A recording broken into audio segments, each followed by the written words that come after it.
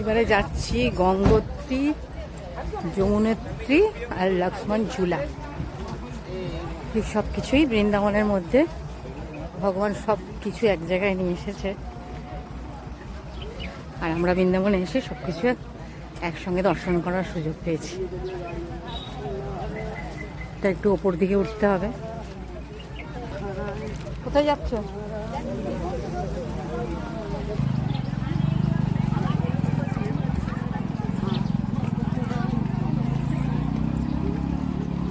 কত চাইছে পলি? পয়সা দিতে হবে তো। এখান থেকে নিয়ে নেবো। হ্যাঁ,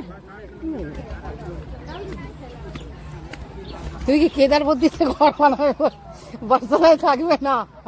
ওই তো একই জায়গায় থাকবো, ওখানেও চলে এখানেও মনে। দেখো নীলকণ্ঠ মহাদেব,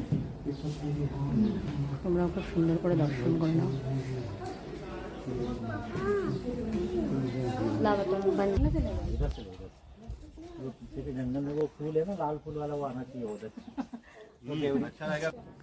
আর ওদিকে হচ্ছে যমুনেত্রী, তোমরা একটু দর্শন করে নাও।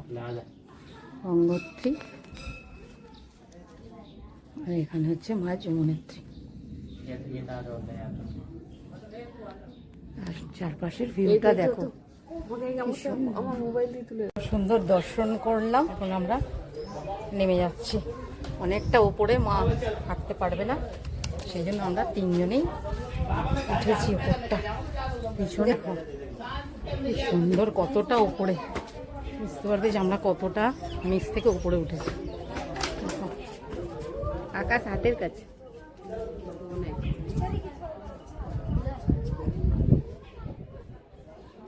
এত সুন্দর লাগছে না এখান থেকে।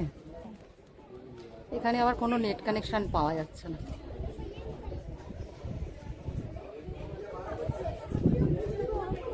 সিঁড়ি নেই, কিন্তু ঢাল,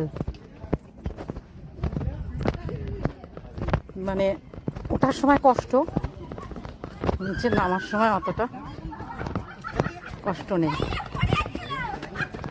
না না, পড়ে যায়নি, ও ইচ্ছা করে ওরকম করে যাচ্ছে। ওঠার সময় খুবই কষ্ট, কিন্তু নামার সময় দেখো হুড় হুড় করে চলে যাচ্ছে।